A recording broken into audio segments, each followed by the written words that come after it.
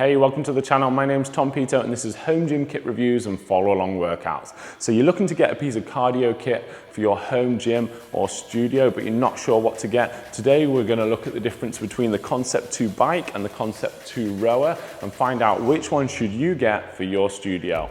I've ranked these in 6 areas, the pros and cons, talking about which one would suit what kind of person. So we'll go through them. Both are excellent choices. I've purchased them both myself, so I rate both of them. But if you had to get one, let's go through which one you should get. So the first category we're going to look at is overall workout. So which one gives you the best workout? Well, obviously that depends what your training goals are.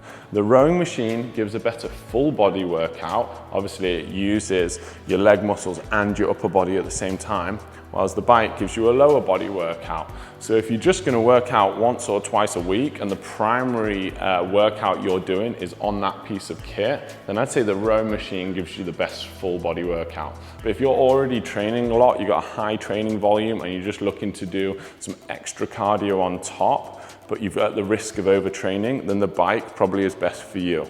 The bike is easier to do for longer periods of time at a lower intensity, but anything more than 15 minutes on the rower gets really tricky. Category 2, we're going to look at what muscles are worked.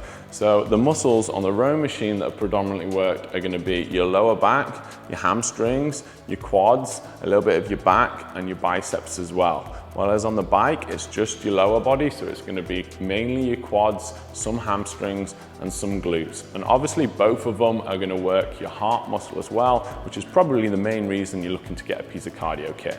So if you want more of a full body with a posterior chain focus workout, you're going to go for the rower. If you're looking for more of an anterior chain, so your quads just lower body only, you're going to be going for the bike. But both of them will give you that cardiovascular benefit. The next category we're going to look at is which one is more user-friendly. So they both use the same monitor, giving pretty much the same information on both, which is super simple. You can do meters, watts, or calories, or look at what you call your split. The Bike Erg does your split in time per 1,000 meters, whilst the rower does it in time per 500 meters. Both machines are very easy to adjust, with the rower allowing you to change the resistance on the flywheel and your foot position.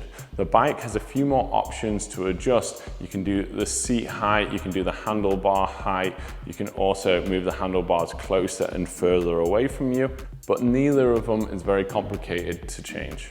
If you're a complete beginner to working out, the rower is a little bit trickier to get the hang of, and it requires you to do it with good technique in order for it to be good for your body. So it's worth looking up some rowing tutorials on YouTube just to make sure you're getting your form right. And whilst you're doing it, you'll also have to consciously think a little bit more about maintaining form. Whilst if you've got the bike set up correctly, then it's pretty simple. You just get on and pedal.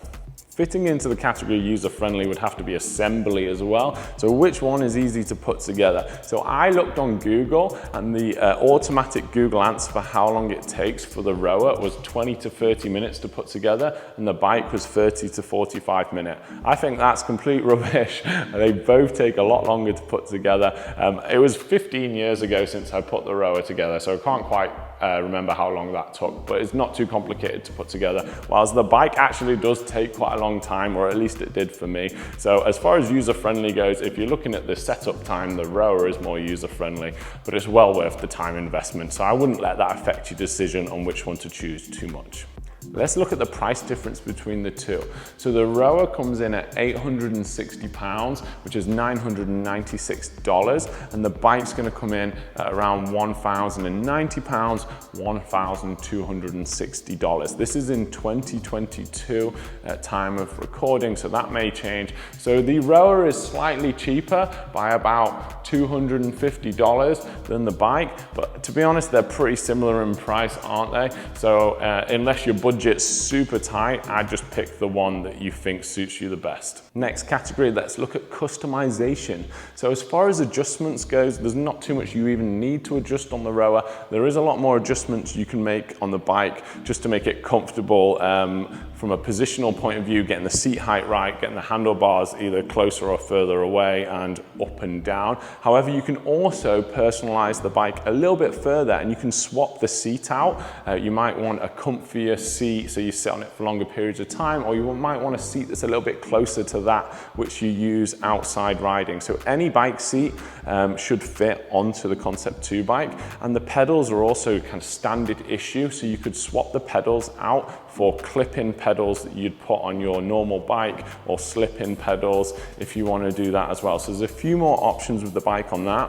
One other thing I'd say with the bike is that it's easier to use with external software. So you might have heard of software called Zwift. It's online cycling where you can cycle around a map, you can race other people, but that actually connects really easily up to the Concept 2 bike via Bluetooth.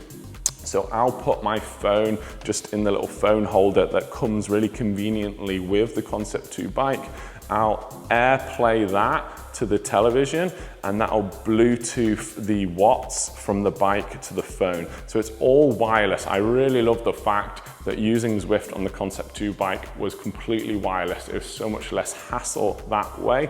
The rower, I have seen software for the rower, but I think it's a lot less commonly used. So it's crunch time. Which one is best for you? So I'd say the rower is best for someone that's looking for more of a full body workout, maybe more higher intensity workouts as well. Someone that's got the time to put into learning good rowing technique or is already experienced with that, and even someone that might have a slightly cheaper budget. I'd say the rower wouldn't suit someone that's looking for an active recovery day, especially if they're looking to rest their upper body.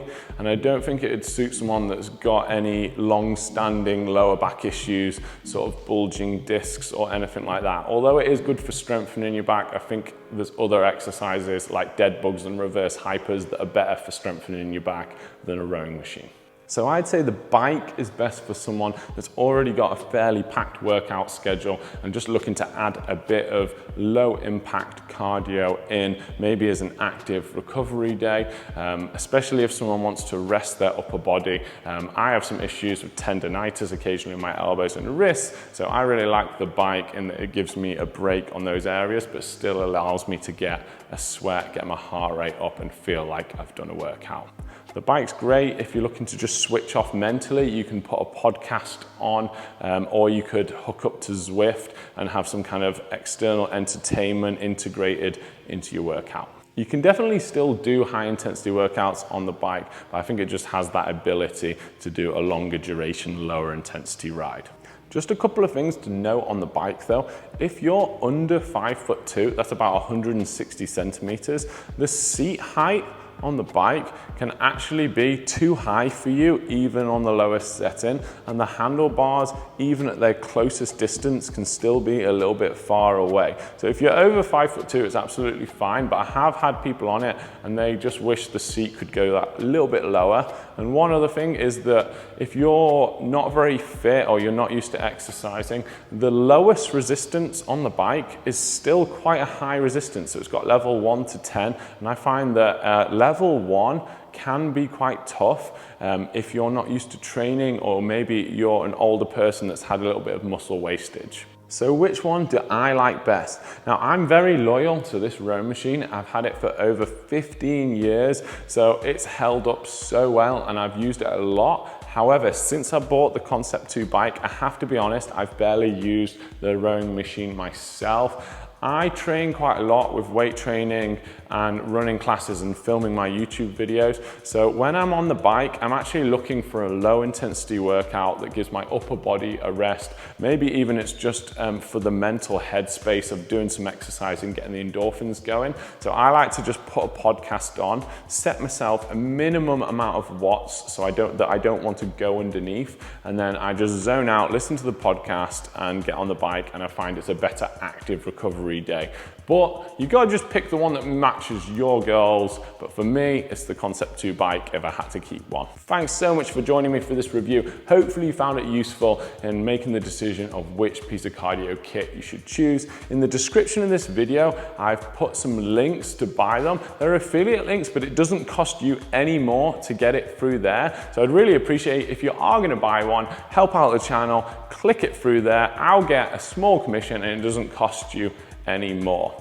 As always, if you're enjoying the content, hit the thumbs up button, give it a like, comment with how you found this review, and let me know which one would you choose out of the two, or would you go for one of the other ones like the Ski Erg or the Trueform Runner. Hope to see you again for another review, or join me for a follow along workout.